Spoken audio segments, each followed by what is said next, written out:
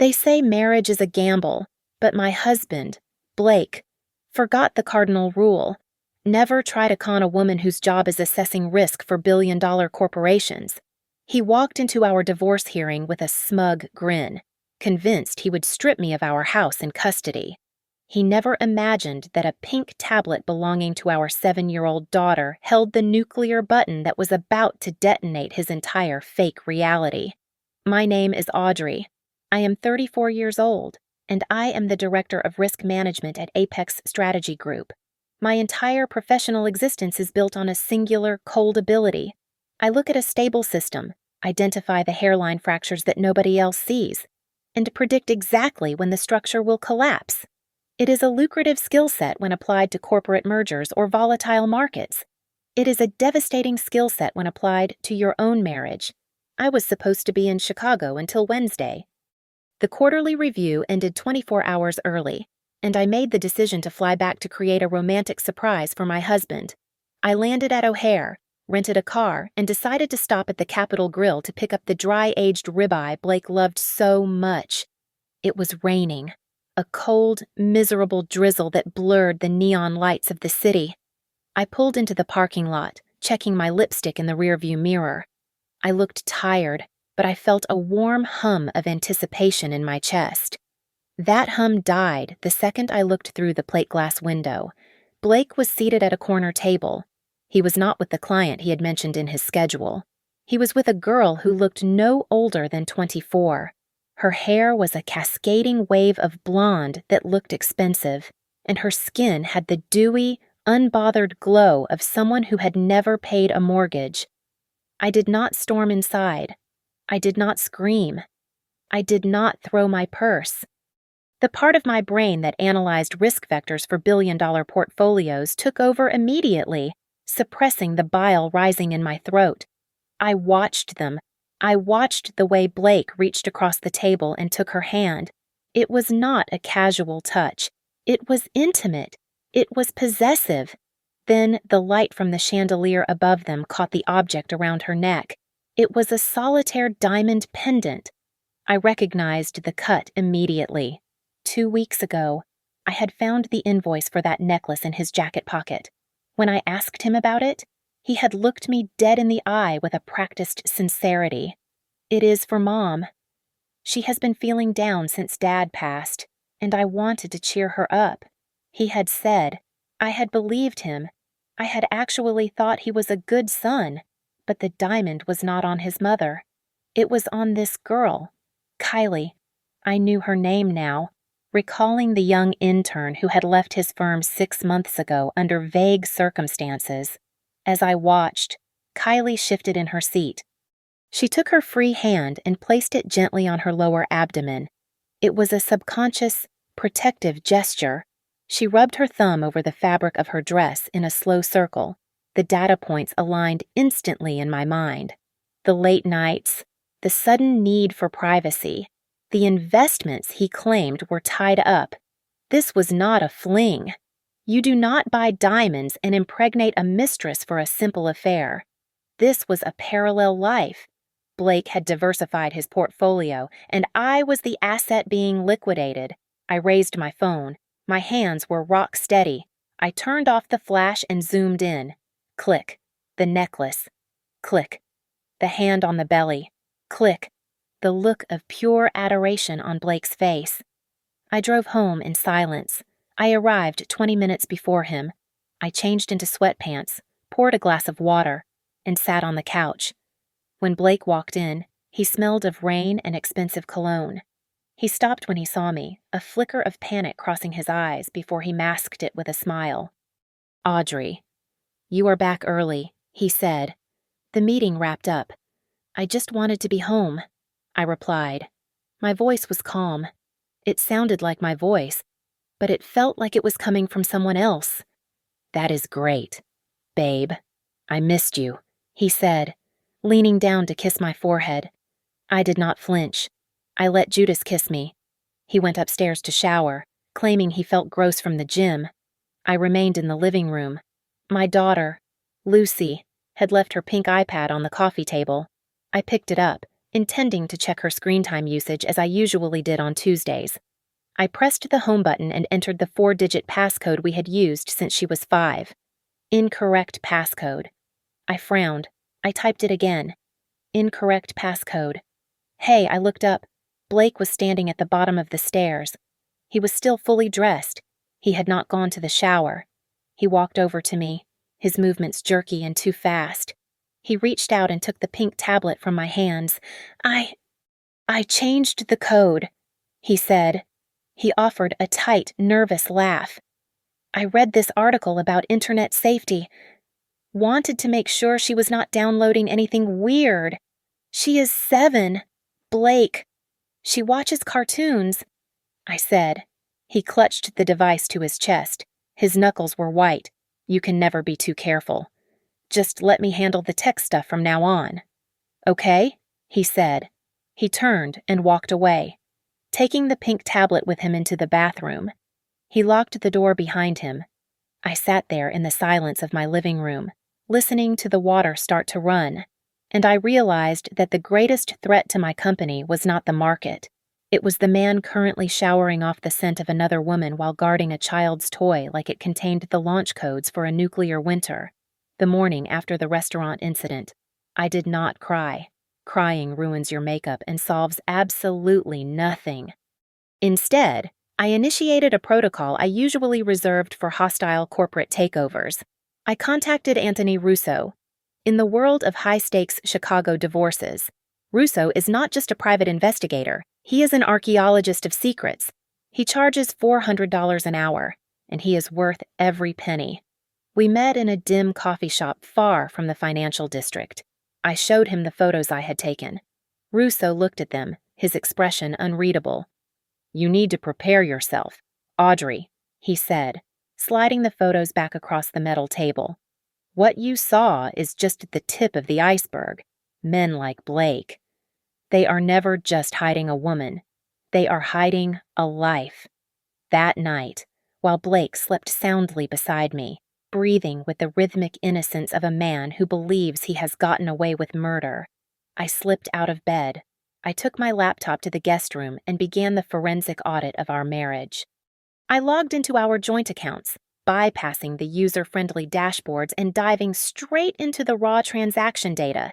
It took me 2 hours to find the pattern. It was subtle. Small cash withdrawals, usually $200 or $300, occurring every Friday for the past 18 months.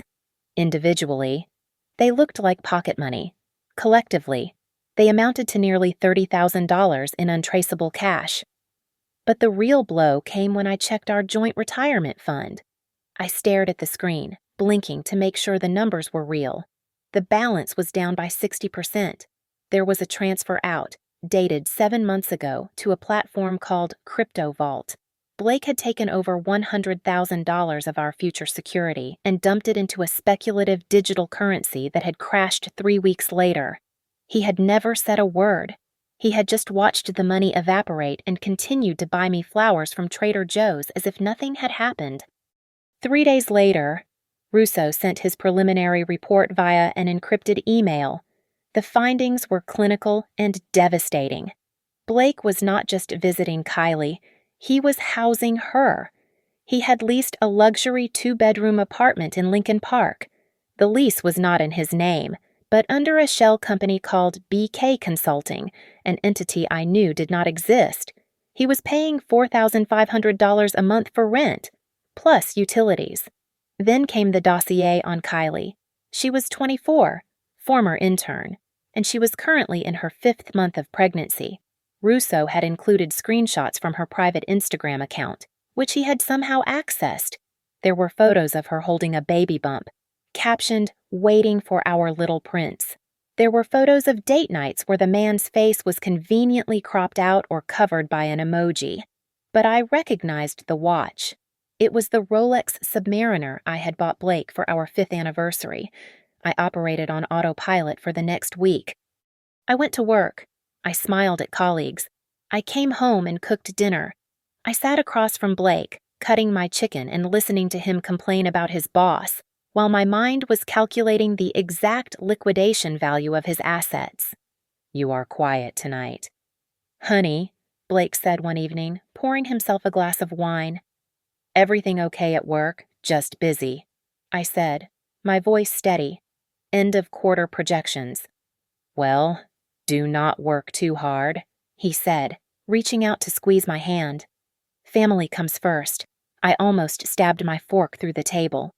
The final piece of the puzzle came from the most innocent source imaginable.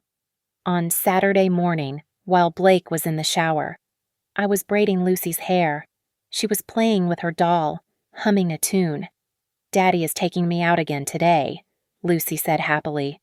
Oh, where are you two going? I asked. To meet the nice lady again, Lucy said. Miss Kylie, Daddy says. Daddy says she is my new French teacher. My hands froze in her hair. Lucy did not take French. Lucy took Spanish at school. Is that so? I asked, forcing my tone to remain light. And does she teach you French words? No. Lucy giggled. She just eats ice cream with us and asks me if I want a little brother. But it is a secret, Daddy said, if I tell you. The magic lesson stops. The rage that hit me then was not cold. It was white hot. Blake was not just cheating on me. He was not just stealing our money. He was using our 7-year-old daughter as a human shield, dragging her into his sordid little fantasy world to normalize his mistress.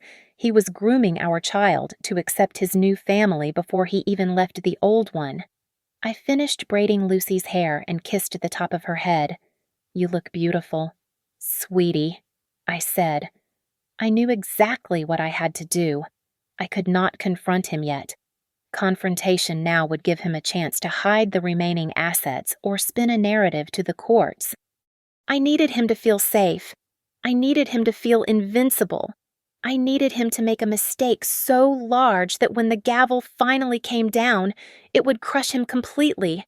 I needed a weapon, so I went to see Mrs. Sterling in Chicago legal circles.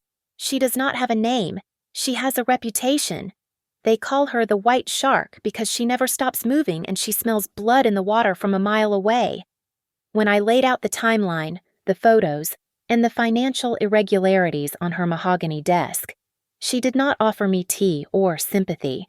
She simply adjusted her glasses and smiled a smile that could strip paint off a wall. We do not just divorce him. Audrey, she said, her voice smooth as silk. We evict him from his own life. That sounded like a plan. The execution began on a Tuesday. Blake had announced he was attending a leadership seminar in downtown Chicago. Russo had already confirmed that the only leadership Blake would be exercising was holding Kylie's hand during her 20-week ultrasound. I waited until his Audi pulled out of the driveway at 8 in the morning, and then I initiated the scorched earth protocol. Step 1 was the money. I went to the bank and withdrew exactly 50% of the liquid cash in our joint checking and savings accounts.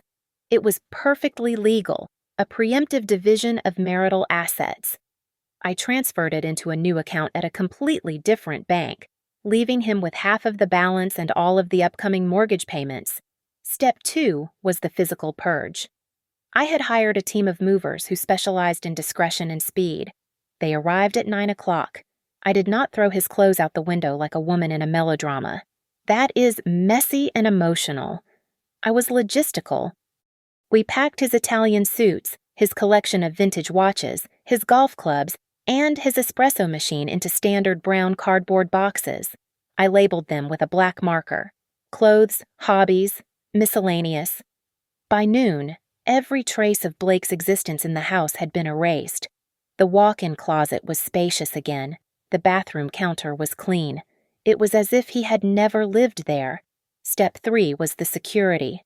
The locksmith arrived at 2 in the afternoon. We did not just change the keys, we upgraded the entire system.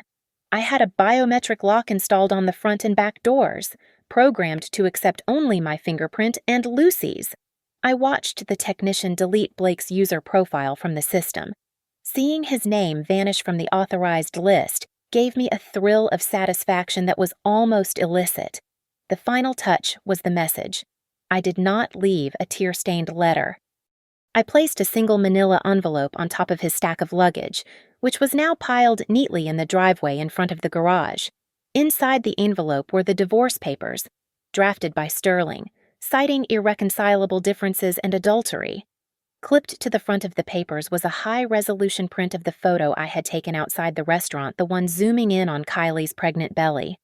Blake came home at 7 in the evening. I was sitting in the living room with the lights off, watching the security feed on my phone. I saw his car pull up. I saw him frown as he navigated around the wall of boxes blocking his garage access. He got out of the car, looking confused, still wearing his seminar lanyard. He walked up to the front door and tried his key. It did not turn. He tried again, harder, rattling the handle. Then he looked at the keypad, confused why his code was not working. He finally turned around and saw the envelope on his suitcase. He opened it. Even on the grainy black and white camera feed, I saw his shoulders stiffen. He stood there for a long time, staring at the photo. Then the phone call started. My phone lit up on the coffee table. Hubby calling. I let it ring. He called again. And again. By the 10th call, he was pounding on the front door. "Audrey, open this damn door. Audrey, I know you are in there," he screamed. I poured myself a glass of Cabernet Sauvignon and took a slow sip. The pounding eventually stopped, replaced by the frantic tapping of text messages. They read, "Audrey, please, this is crazy. Let us talk. You cannot lock me out of my own house. I am going to call the cops. You are a psycho bitch. Answer the phone. 50 calls, 32 text messages." The tone shifted from confusion to begging to rage, and finally to desperation. He tried to leave, likely heading to a hotel. But I had one last surprise for him. I received a notification on my banking app 5 minutes later. Transaction declined, Hyatt Regency. Amount $300. The credit card he used for emergencies was a supplementary card on my account. I had reported it lost at 4 in the afternoon. He was homeless, locked out, and effectively broke. I watched from the window as he kicked a box of his own shoes in frustration, then got back into his car and reversed aggressively out of the driveway. He would have to stay at a cheap motel that accepted cash, or maybe crawl into Kylie's bed and explain why the wealthy executive was suddenly a refugee. That night, I slept in the center of the king-sized bed. It felt huge. It felt cold, but for the first time in months, I did not wake up wondering who he was texting. I slept the deep, dreamless sleep of the just. I knew the silence outside was temporary. I knew that by morning. He would lawyer up and the mudslinging would begin. But for tonight, the castle was mine. The first wave of the counterattack did not come from Blake's lawyers. It came from his mother, Linda. She called me on Wednesday morning, her voice dripping with that poisonous sweetness Southern women weaponize so effectively. She did not ask how I was doing. She did not ask about her granddaughter. She launched immediately into a defense of her son that was so delusional it bordered on performance art. "Audrey, you are reacting emotionally, and quite frankly, it is unbecoming," Linda said. "Men. They have needs. They make mistakes. This girl, this Kylie person, she is just a stumble. You do not throw away a marriage because your husband stumbled. You need to be the bigger person here. For the family." I held the phone away from my ear, marveling at the audacity. "Linda," I said, cutting her off. "Let me clarify something. A stumble is forgetting to take out the trash. Buying a diamond necklace for a 24-year-old former intern and impregnating her is not a stumble. It is an orchestrated betrayal." "You were always so cold," she snapped, her mask slipping. "If you had been a warmer wife, maybe he would not have looked elsewhere." "You drove him to it." I laughed. It was a dry, humorless sound. "That is funny." "Linda," I replied, "because I seem to remember you divorced Frank in 1998 for sleeping with his secretary. You took the house, the dog, and half his pension. Did you drive him to it, or does that logic only apply to women you do not like?" She hung up on me. By Friday, the narrative had shifted. Blake realized he could not win on facts. So he decided to attack my character. Rumors began to circulate at Apex Strategy Group. I would walk into the break room and conversations would die instantly. I caught whispers. Apparently, I was suffering from severe postpartum depression 7 years late. I was unstable. I was paranoid. I was emotionally abusive. Blake was painting himself as the long-suffering husband who had finally snapped under the pressure of living with a madwoman. I did not address the rumors. I wore my sharpest tailored suits, arrived 10 minutes early, and executed my duties with terrifying precision. Let them talk. I had spreadsheets to reconcile. Then came the letter from his lawyer. It was a formal demand for full physical custody of Lucy, citing my erratic behavior and mental instability as grounds for immediate intervention. He wanted to take my daughter because he claimed I was crazy. That afternoon, I took my car to a trusted mechanic for a routine check, playing a hunch. 10 minutes later, he called me over to the lift. "You were right. Mrs. Vance," he said, pointing to a small black box magnetized to the inside of the rear wheel. "Well, it is a GPS tracker. Battery life is good for another 3 months. It has been transmitting your location every 5 minutes. I looked at the device. Blake had been tracking me for months. He wanted to know where I was, probably to ensure I did not catch him with Kylie. "Do you want me to disable it?" the mechanic asked.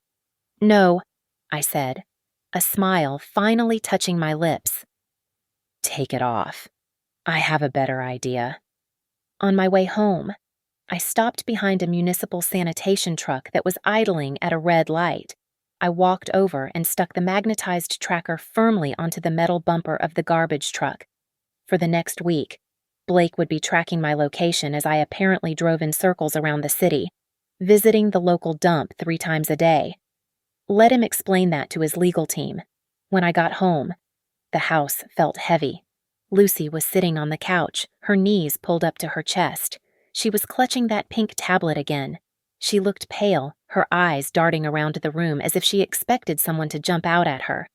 "Hey, baby," I said softly, sitting down next to her.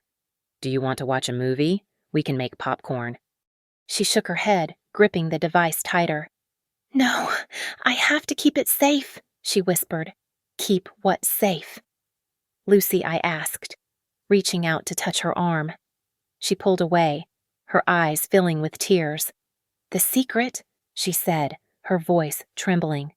Daddy said it is our secret game.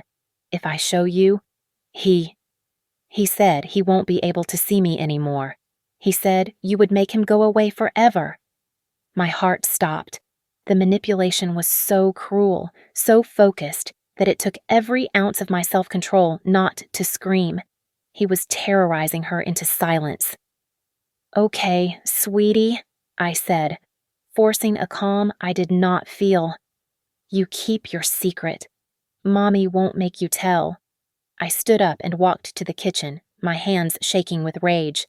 Blake thought he was playing chess, moving pawns around the board. He did not realize he had just threatened the queen, and the queen was done playing defense. I did not seek out Kylie. She came to me. It was Tuesday afternoon. I was reviewing a risk assessment for a pharmaceutical merger at a coffee shop 2 blocks from my office. I saw her walk in. She looked different in person than in the photos younger, more fragile, yet trying very hard to project an air of sophistication she had not earned. She was wearing a dress that highlighted her baby bump and the diamond necklace I knew too well.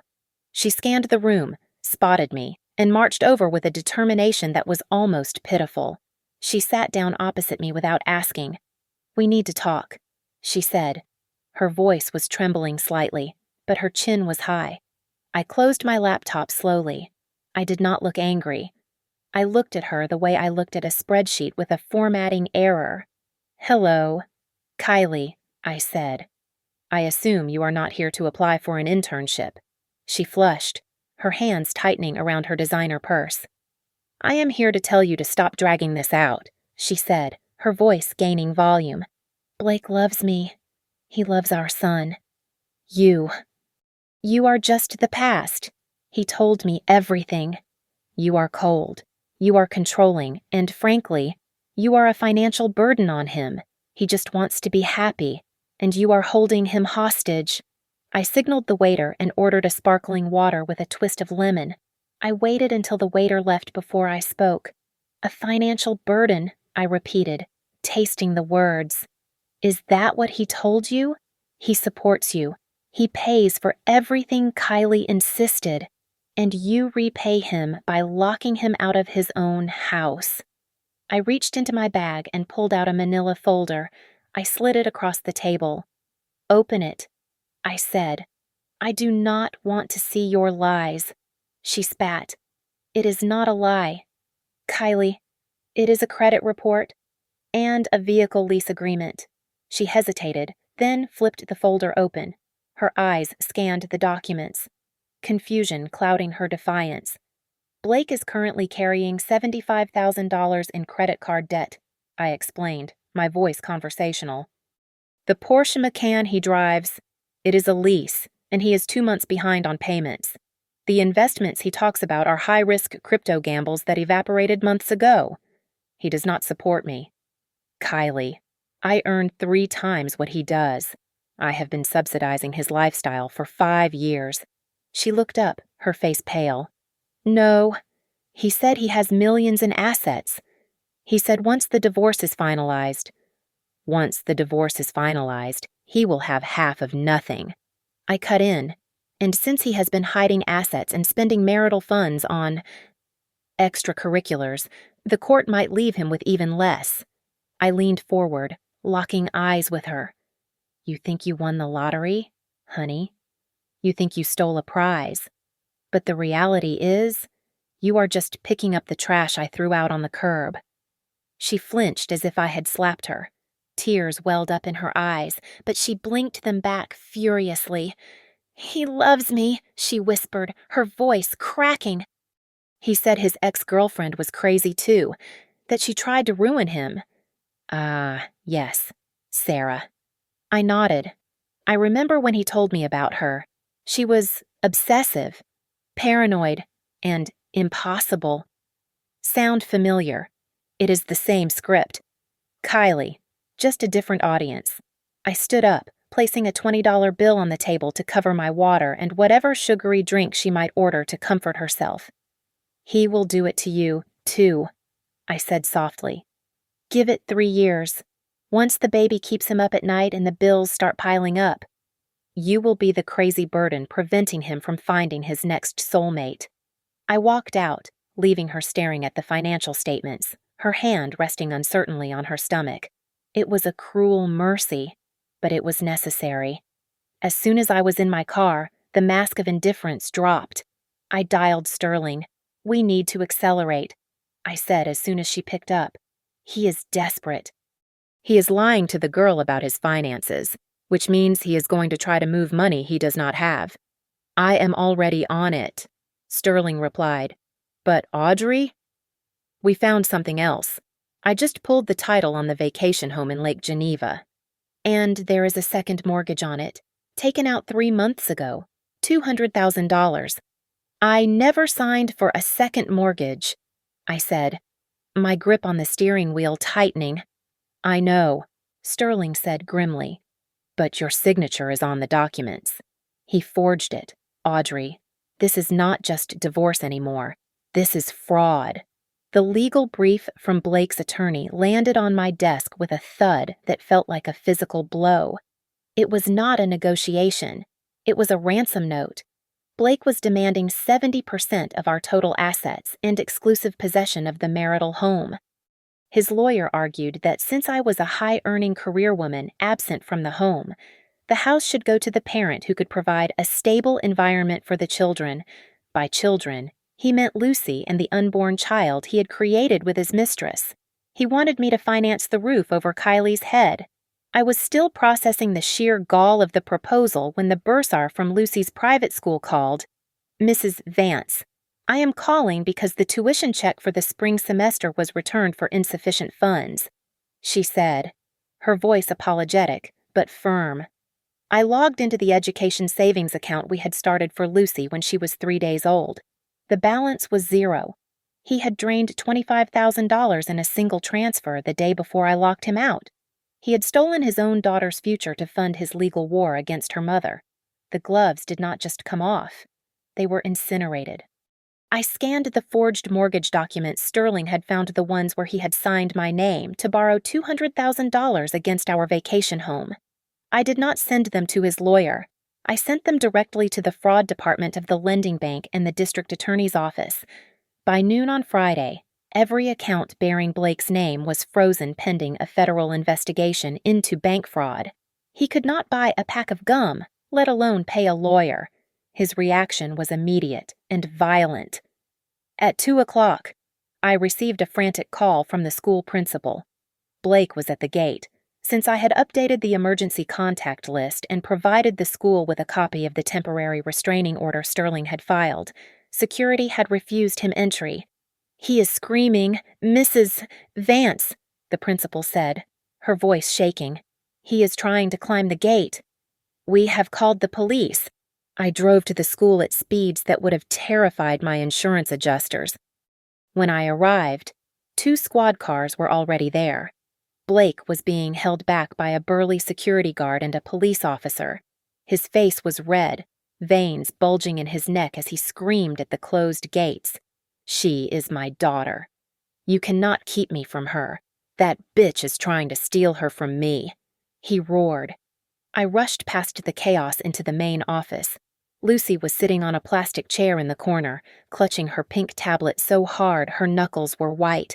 She was shaking. "Mommy," she cried, launching herself into my arms.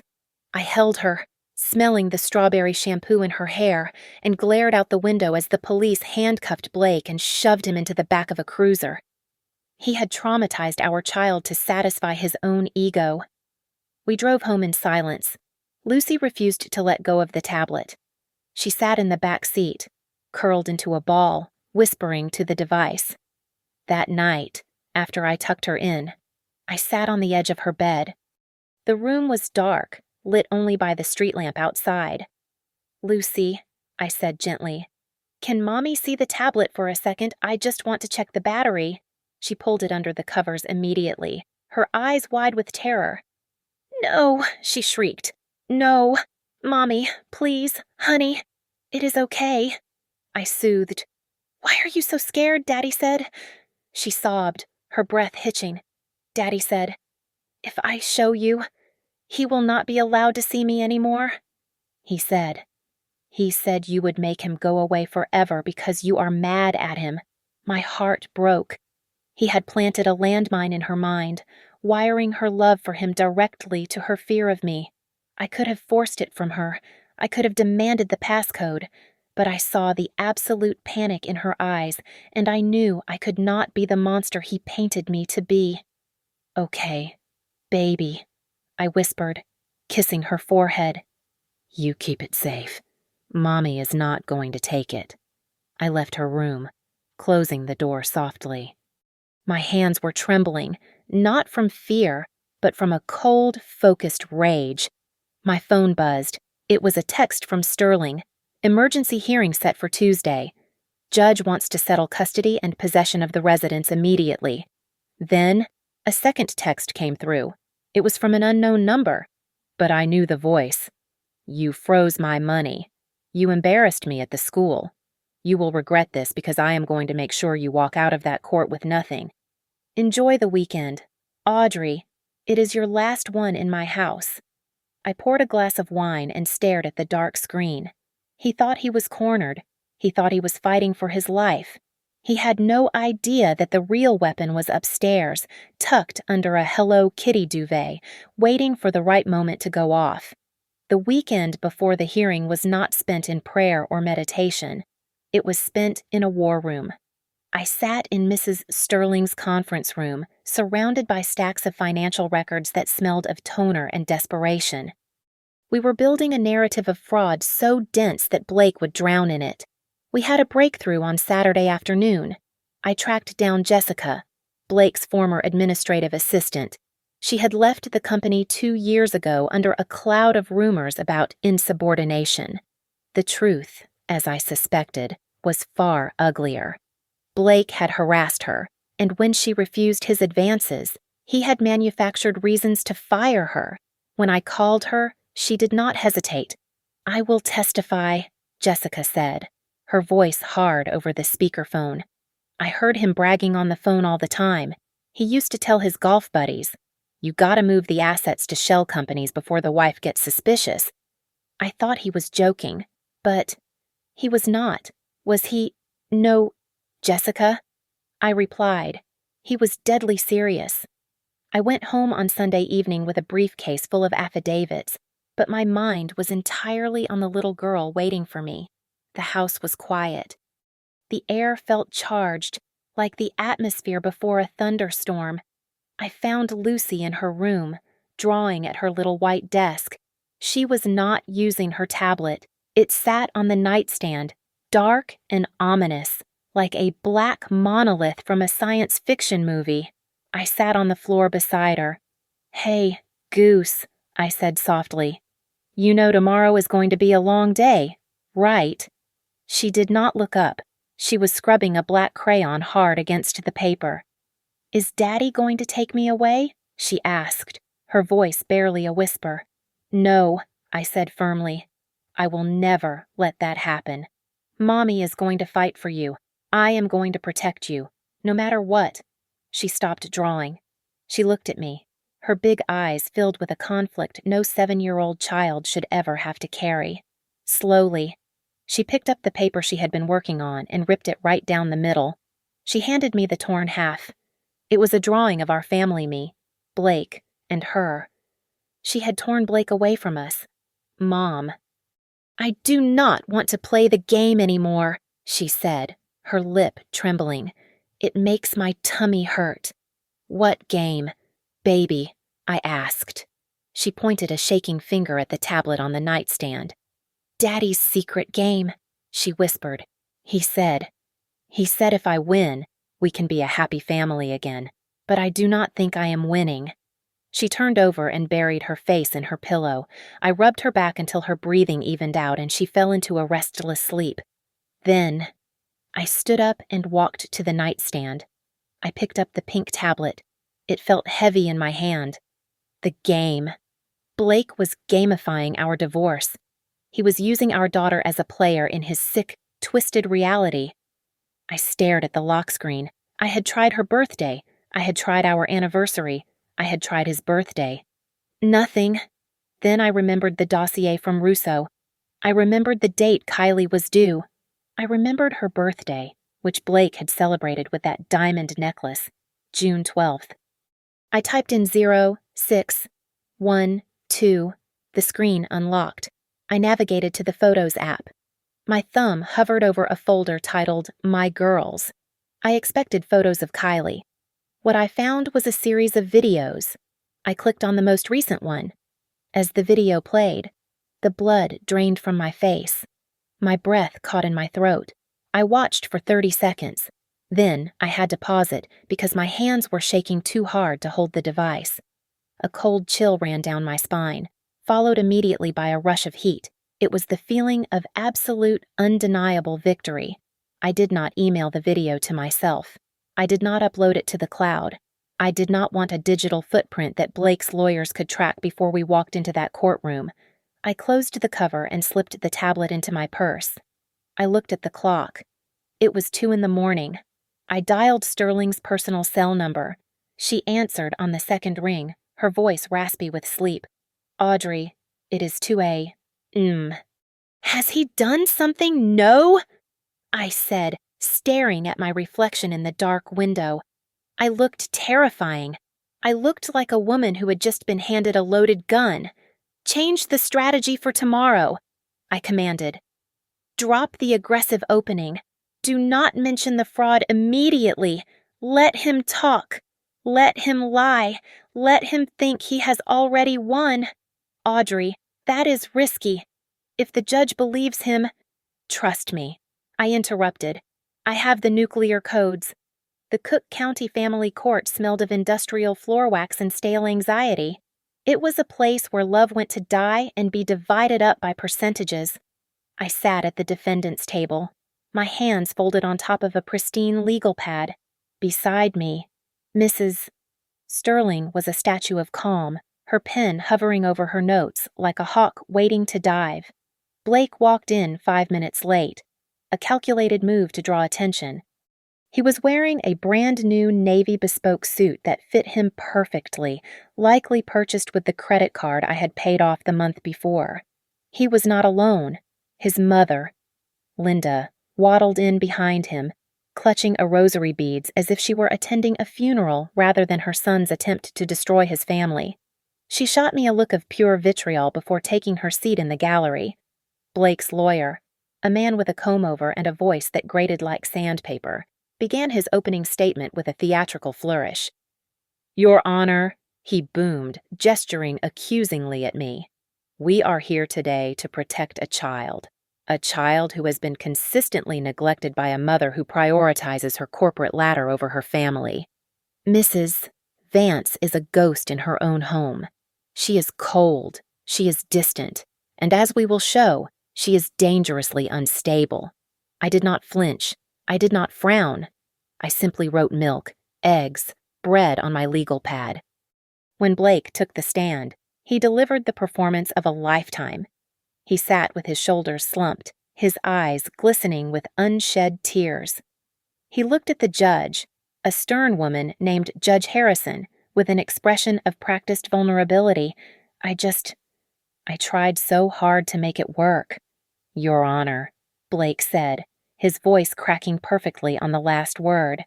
But nothing was ever good enough for Audrey. If I didn't earn enough, she belittled me. If I tried to parent Lucy, she would scream at me. She threw a vase at me last month. I am terrified of what she might do to our daughter. He wiped his eyes. Linda let out a loud, dramatic sob from the gallery. "And you are requesting full physical custody?" Blake's lawyer asked softly. "I am," Blake replied, straightening his spine. "Audrey is not fit to be a mother right now. She is suffering from some kind of mental break. I just want to provide a stable, loving home for Lucy. I have a support system. My mother is ready to help." Judge Harrison nodded slowly, making notes. She looked from Blake to me, and I saw the judgment in her eyes.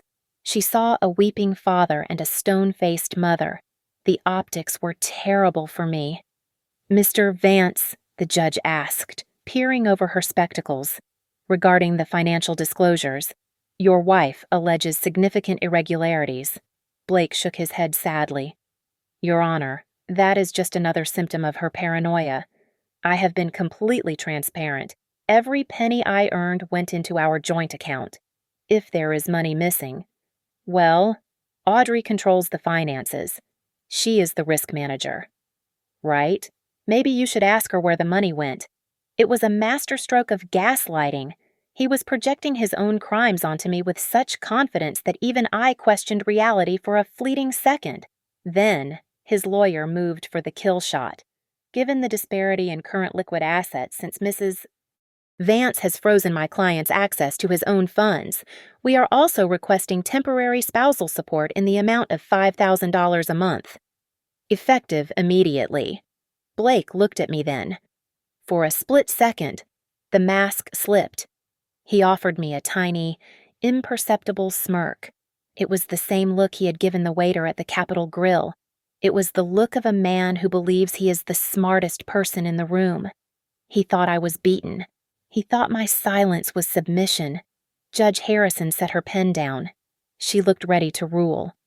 "The court takes these allegations of instability very seriously," she began, her tone grave. "Based on the testimony presented, Your Honor." Sterling stood up. Her chair scraped loudly against the floor, cutting through the tension. "Mrs. Sterling, I am in the middle of a ruling," the judge snapped. "I apologize."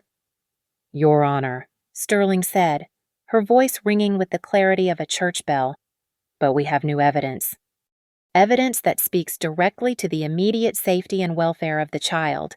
It cannot wait. Blake frowned. He looked at his lawyer, then back at me. I finally met his gaze.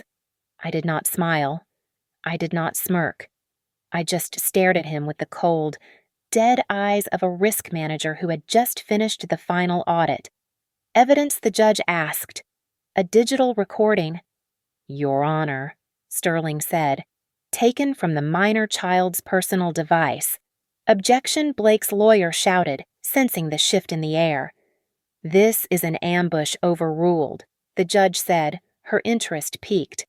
If it concerns the child, I want to see it. Sterling turned to me.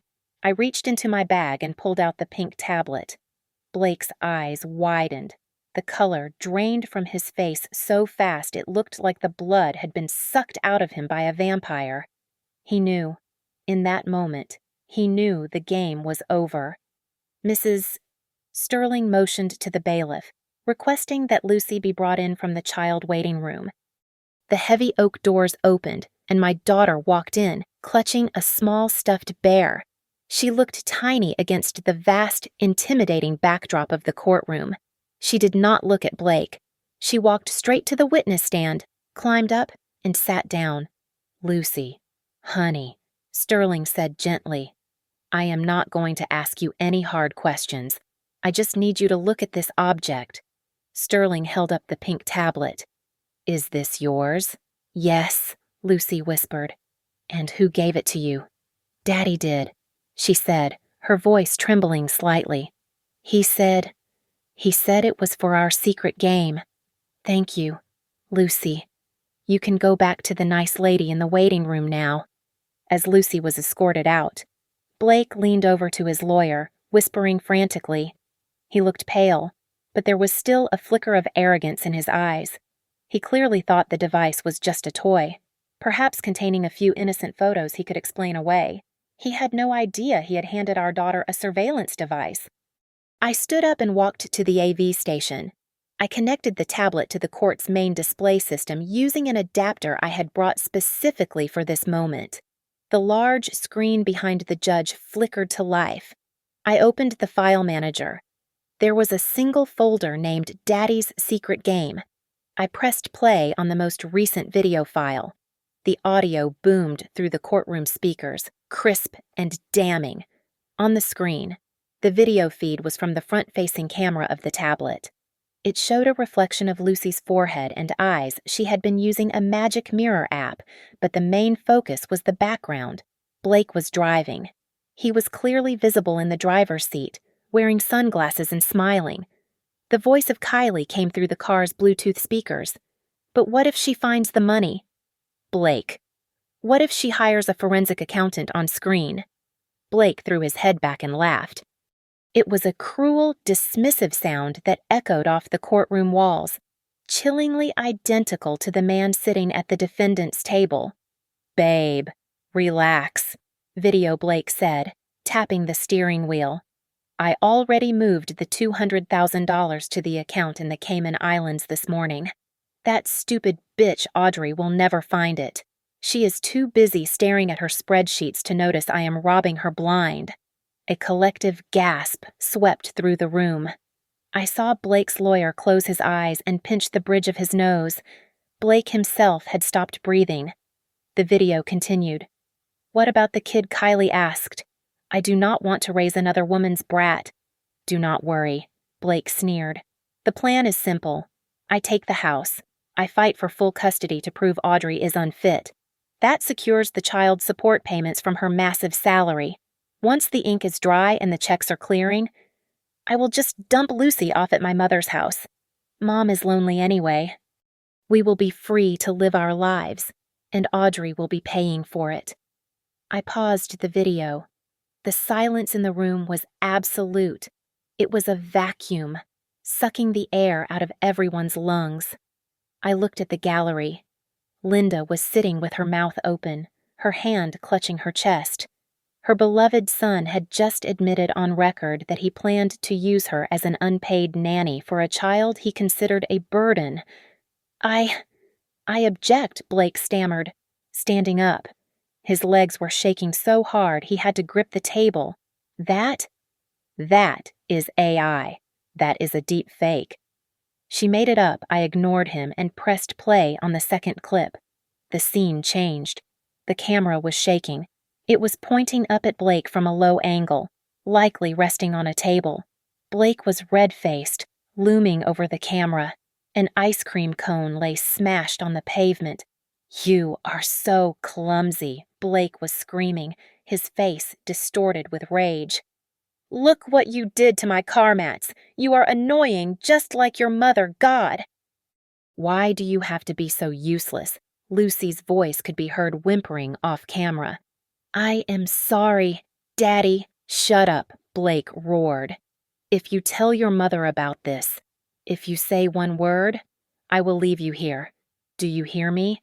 I will drive away and you will never see me again." The video ended. The screen went black. Judge Harrison slowly turned her head toward Blake. Her expression was no longer neutral. It was the look of a woman who had seen the absolute worst of humanity and was ready to deliver divine retribution. Her eyes were burning with a righteous fury that terrified even me. "Mr. Vance," the judge said, her voice dangerously quiet. "I assume your counsel is going to argue that this is a fabrication?" "It is," Blake yelled, sweat pouring down his face. "She is a tech whiz." "She doctored it, Your Honor," Sterling interjected smoothly. "We have the metadata report here from a third-party digital forensics team." The timestamps on these videos align perfectly with the GPS data from Mr. Vance's vehicle and his phone records. Furthermore, the first video was recorded during a time Mr. Vance claimed to be at a spiritual retreat in Wisconsin. There was nowhere left to run. The trap had snapped shut. Blake slumped back into his chair, a broken man.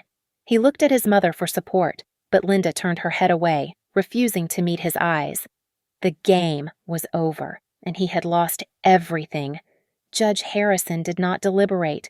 She did not ask for a recess. She simply looked at Blake with a gaze that could have frozen magma and delivered a verdict that shattered his life in under 10 minutes. "Mr. Vance, your behavior is not only morally reprehensible but criminal," she stated, her voice echoing in the silent courtroom. "I am awarding full legal and physical custody of the minor child to Mrs. Vance, effective immediately. Your visitation rights are suspended pending a psychological evaluation and will be strictly supervised if reinstated." Blake slumped forward, burying his head in his hands. But she was not finished. Furthermore, based on the evidence of perjury and attempted concealment of assets, I am referring this matter to the District Attorney's Office for immediate investigation into bank fraud and tax evasion. Mrs. Vance is awarded sole possession of the marital residence and 100% of the remaining marital assets. You are also ordered to pay Mrs. Vance's legal fees in their entirety. The bailiff moved to stand behind Blake, effectively taking him into custody. I watched as the reality washed over him.